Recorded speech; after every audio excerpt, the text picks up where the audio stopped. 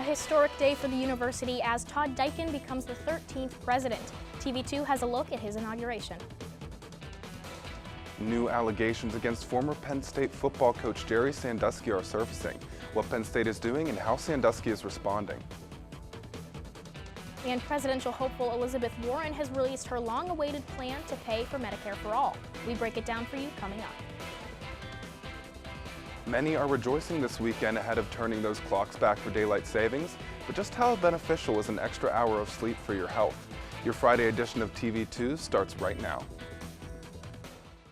Many administrators, students,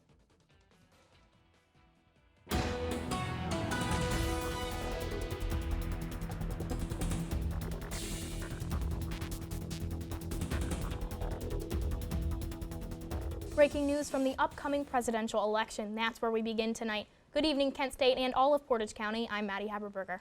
And I'm Chris Abreu. Beto O'Rourke has officially dropped out of the 2020 presidential race. The former Texas congressman took to Twitter just minutes ago to announce his decision to end his campaign. In a thread of tweets, he said, quote, "Our campaign has always been about seeing clearly, speaking honestly, and acting decisively. In that spirit, I am announcing that my service to the country will not be as candidate or as the nominee." He's not expected to run for any other office in 2020 and did not qualify for the upcoming debate in Georgia. O'Rourke vowed to support the Democratic candidate. Stick with TV2 as this is a developing story. And in Kent State news, President-elect Todd Dykin was inaugurated into office today. That's right. Our reporter Haley Sepulveda was there today and witnessed the action. Hi, Haley. Hey, guys. Today was a pretty big day for all of Kent State University, and I got to sit in on President Dykin's inauguration ceremony. many administrators, students, faculty, and Kent State alumni gathered today at the MEC Center for the inauguration ceremony for President Todd Dykin. I welcome you to the inauguration of Todd Dykin as the 13th president of Kent State University. Dykin joined Kent State as provost in 2012, but officially took office as president of the university this past July. The ceremony this afternoon honored and celebrated his position with prestigious speakers and honored guests. Hey, it's a big day for Kent State University, Dr. Dykin, and our hometown. And it really is a privilege to be here on behalf of the Kent community to join this rowdy cheering section for Todd in his new role as Kent State 32. President Dykin has held a vital part in expanding Kent State's international presence and has helped recruit and promote a more diverse faculty. He is an avid fan of the arts and enjoys attending music and theater performances put on at Kent State University. As a special celebration during today's inauguration, Kent State's School of Theater and Dance performed a song from Dykin's favorite musical, Hair. I wish you continued success as you move our university forward, and I am excited to join you in the journey of the future of Kent State University. Congratulations and welcome. The celebration even brought back some old faces like former President Beverly Warren. Reporting for TV2 News, I'm Haley Sepulveda. Thanks, Haley. Now, a team of officials here at Kent State has received a $1.5 million grant to help create and implement a multi-county youth substance abuse program. The efforts include professors and groups from the College of Public Health and the Department of Computer Science working alongside health departments in Portage, Lake, and Geauga counties. The 5-year grant from the U.S. Department of Health and Human Services will go towards research programs to reduce substance abuse among minors across the region. The Portage County Sheriff's Office released new faces on their most wanted list earlier today. If you have seen or know any of these people on the list, you should contact your local law enforcement agency immediately. All of the 4 individuals added to the list are being charged with either aggravated drug possession or just regular drug possession. And police cruiser in Chester County was hit by a falling tree while moving. Oddly, this is the second time this has happened within the year. An officer was driving eastward on Wilson Mills Road when the tree fell and struck the car, causing the windshield to completely shatter. Coincidentally, this was the same police car hit earlier this year by a falling tree. Luckily, the officer driving the cruiser was not hurt in any way. And November is here, and it did not arrive quietly. High winds across the region caused nearly 7,000 Northeast Ohioans to wake up without power this morning. The winds also caused several trees to fall, blocking roads and damaging power lines. Ashtabula experienced the worst of the wind, causing over 1,500 to lose power. Here in Portage County, only 38 lost power, and it has been restored in most of the areas at this time. If you're still without power, you're urged to contact AEP.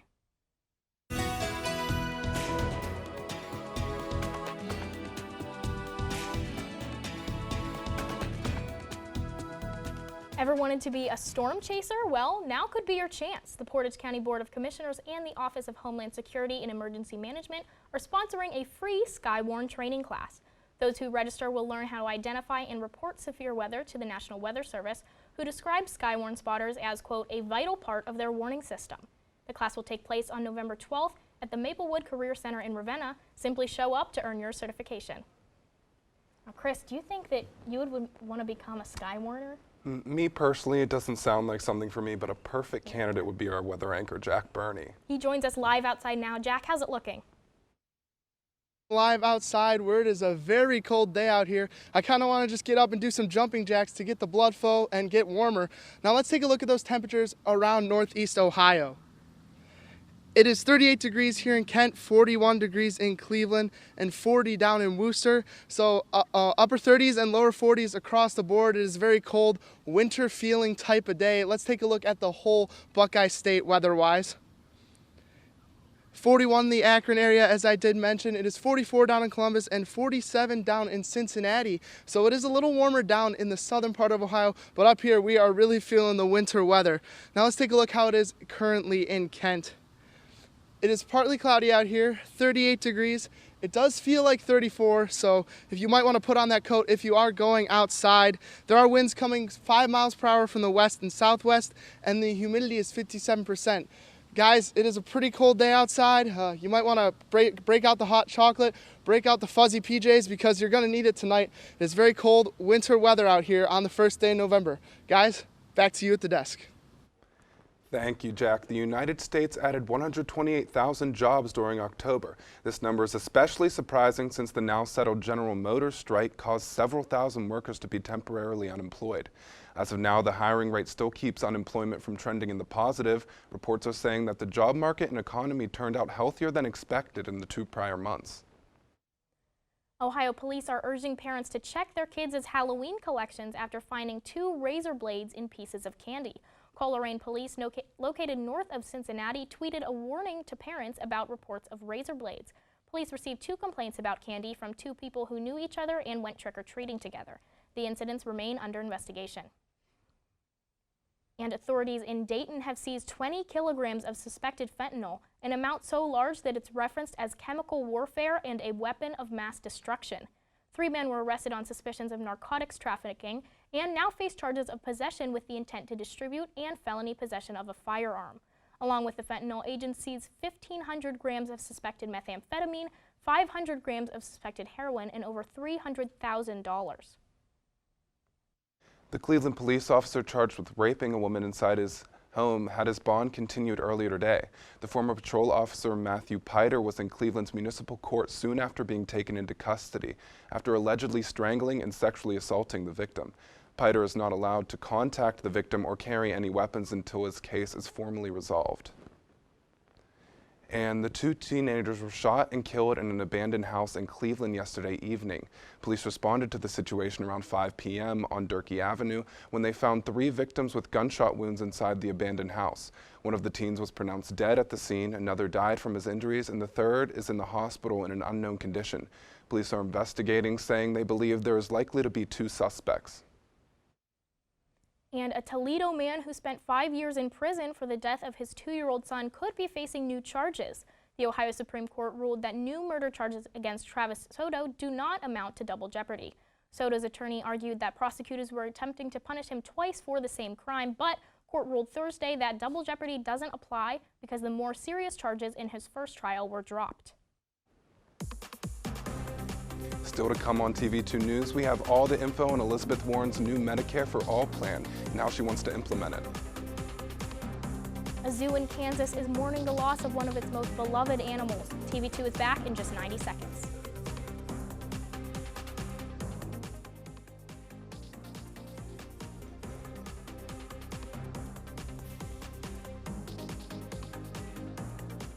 Patriotism. It inspires passionate debate. It's worn like a badge of honor with good reason, because it means love and devotion for one's country. But what really makes up this country of ours? It's the people. To love America is to love all Americans. This year, patriotism shouldn't just be about pride of country. It should be about love. Love beyond age, sexuality, disability, race, religion, and other labels. Because love has no labels.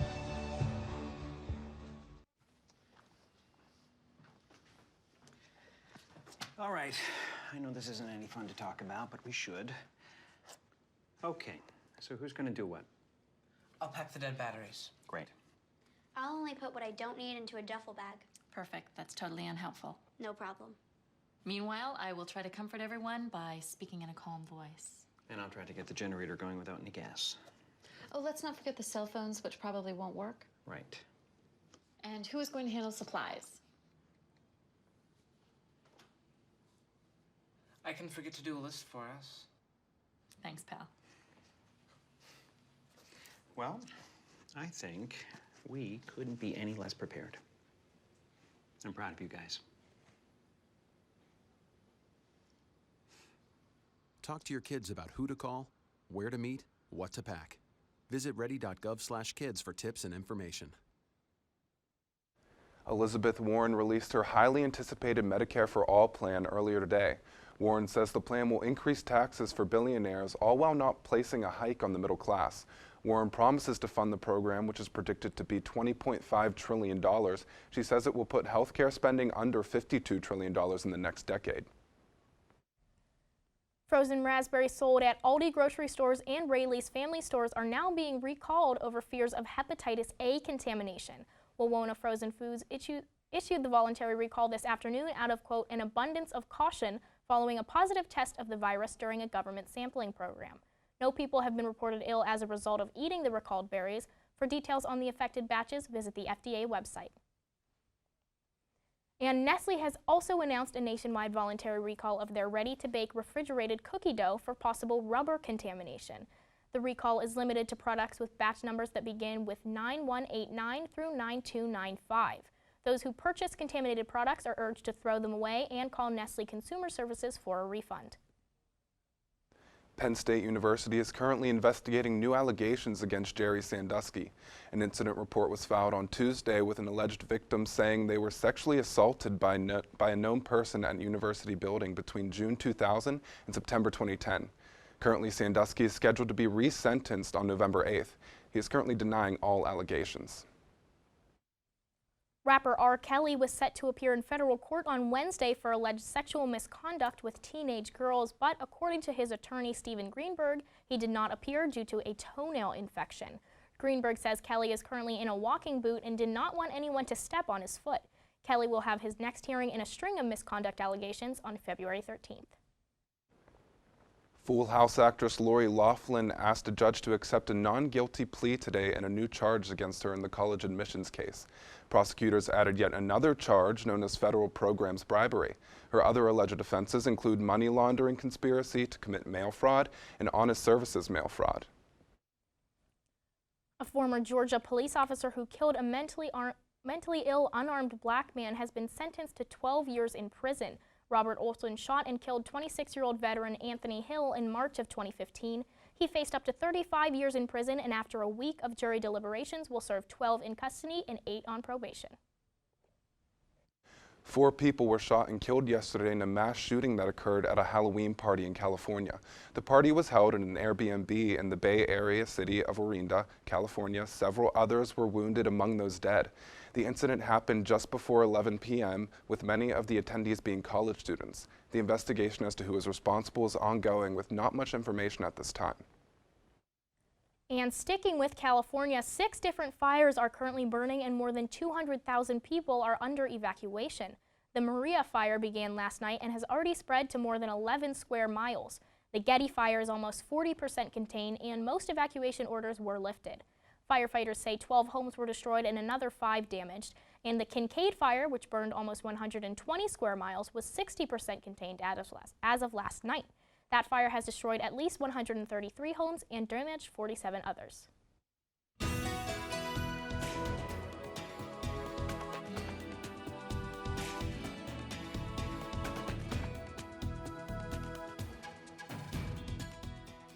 Hi guys, now let's take a look at the weather overnight. It is very cold outside, but surprisingly it does get colder overnight. At 8 p.m. it is 35 degrees and clear. At 10 p.m. it goes down to 32 degrees and clear. And midnight it goes down to 30 degrees with clouds. I know that the 10 p.m. and the midnight weather are cold enough for snow, but luckily there is no snow in the forecast as of right now.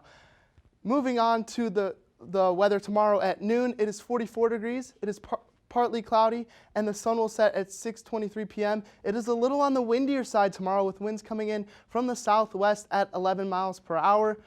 Now let's take a look at that 7-day forecast. Today is 40 degrees with a low of 30. Tomorrow it does warm up a little bit with a high of 49, and there will be clouds, but it does get nicer again on Sunday with a high of 44 and a low of 33. Monday, Tuesday, and Wednesday really warm up with highs of 51s on all 3 days, and it cools back down on Thursday with a high of 42 but a low of 29, and there is a potential to see snow at the end of the week next week, guys, with a low of 29 and lower temperatures throughout next weekend. I don't know about you guys, but I'm just not ready for there to be snow yet. I can take a little bit of these colder temperatures. I mean, it's November, but I'm not ready to see snow yet. Yeah, it was just Halloween. Neither am I. It's November 1st. Yeah, I'm not looking forward to walking out of the newsroom. How'd you survive out there? I had my coat on. That was nice. It's a lot nicer to be in here in this warm studio, guys. Yeah, as long as it's not snowing, I guess I can I'm make good, it for yeah. I woke up mentally unprepared for what was hitting me when I left my room. Thank you, Jack. Thank you, Jack. How the Bears celebrated Halloween yesterday with loads of interesting treats when we come back. Did the 49ers stay hot and keep the win streak alive against the up-and-coming Cardinals? Stay tuned after the break. They call me Prince like I'm royalty or something. But the places I've lived ain't no palaces. So I don't need grilled salmon or a new scratching post. Just give me a cardboard box and a can of tuna and we're good.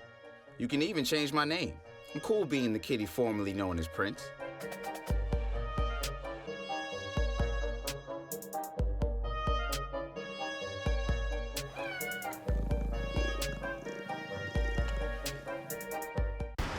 Look at you. You're at the top of your game. You're unstoppable. Nothing can throw you off track. Wait, is that your car? Uh-oh. Yeah, I saw that coming. That will throw you off track. You're looking at around 10 grand in fines, legal fees, and increased insurance rates. Let's try this again. Smart move. Because buzz driving is drunk driving. When I was 6, my days were spent playing basketball. When I was 6, my dream was to make it to the NBA. When I was 6, my mom had a stroke. I'm Paul George, and I want you to spot a stroke fast. F, face drooping. A, arm weakness. S, speech difficulty.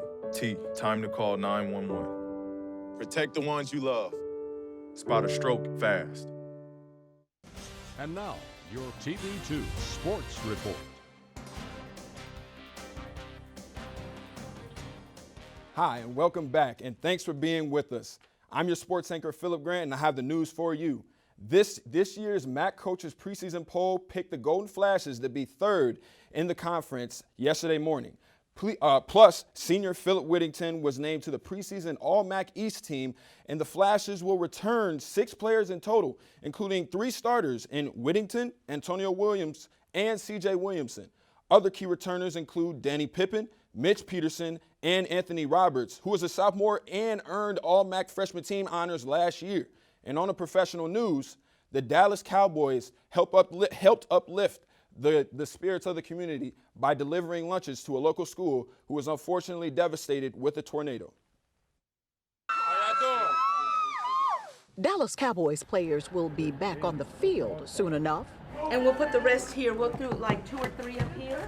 Thank you guys so much. Today, they're scoring points in the community. Oh man, it's amazing. Delivering hot lunches. 1, 2, 3. And smiles to DISD staffers forced to relocate after the tornado destroyed their schools. After everything happened, I mean, it's the best. This is a huge morale boost. We have a great platform. Just because we're Cowboys, we could put a smile on somebody's face. Still, behind the smiles and photo ops. It's been pretty hard, actually, kind of, because, changes. All this changes and everything. And, recently, everything's just been hard. And the adults know it, too. Our days have been exhausting, and even though on the news it looks like everything is going great, everybody is just spent at the end of a day, and we get in our cars and most of us cry on the way home because it's just so hard. Thank you so much. So if every little bit helps, as the principal has said, a busload of love and support will surely take them far. Giving us hope, showing us that everything will be all right. We just got to keep on moving forward. And the 49ers traveled to Arizona to take on the Cardinals, who look to defend home field and give the Niners their first loss on the season. Let's go ahead and take a look at that highlight. And here you see Jimmy G getting ready and Larry Fitzgerald getting ready, the veteran. This game was neck and neck, ladies and gentlemen. Here you see Jimmy G completing the nice little pinpoint pass to Dante Pettis, who gives you a little thriller dance for all Halloween's sake. And here, Kyler Murray, the rookie, connecting with the other rookie, Andy Isabella, for an 88-yarder. Now, prior to this 88-yarder, Andy Isabella only had 2 receptions for only 8 yards. So a great accomplishment for that young man there. And Jimmy G completing the game-sealing pass here. The last time the Niners finished first in the division, they made the Super Bowl with none other than Colin Kaepernick. And that's all I have for sports. For live coverage on all things KSU sports, follow us at TV2 KSU Sports. I'm Philip Grant.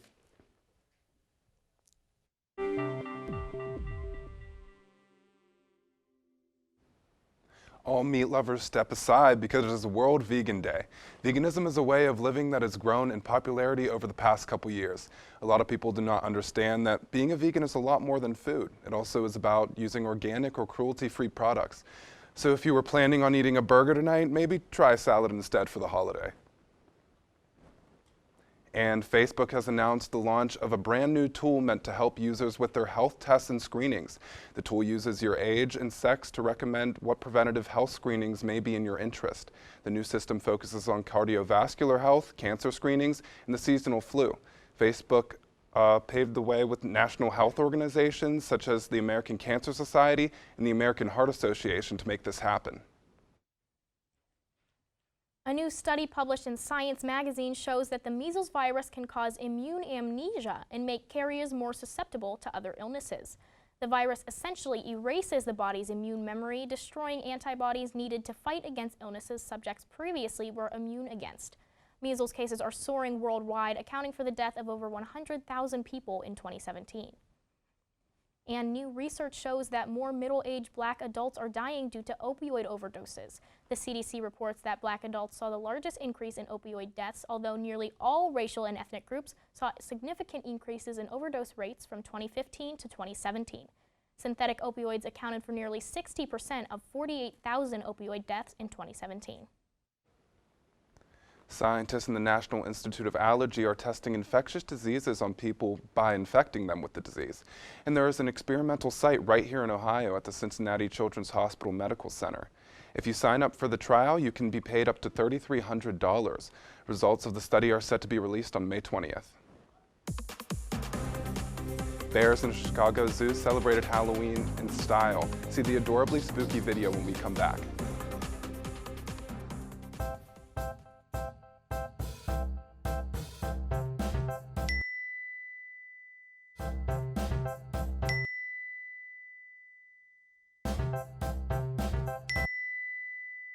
Planning the right amount of food is hard.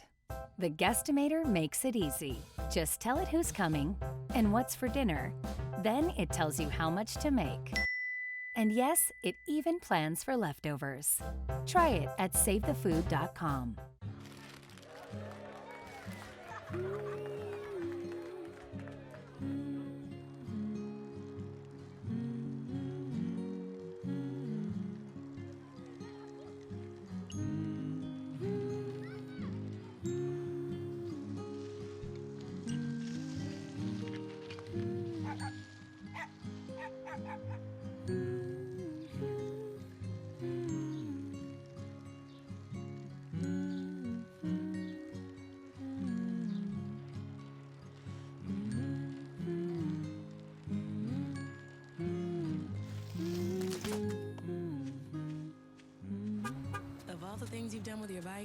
donating it to Goodwill may be the most incredible of all. Your donations help fund job placement and training for people in your community, which means your stuff can be more powerful than you think. Donate stuff, create jobs.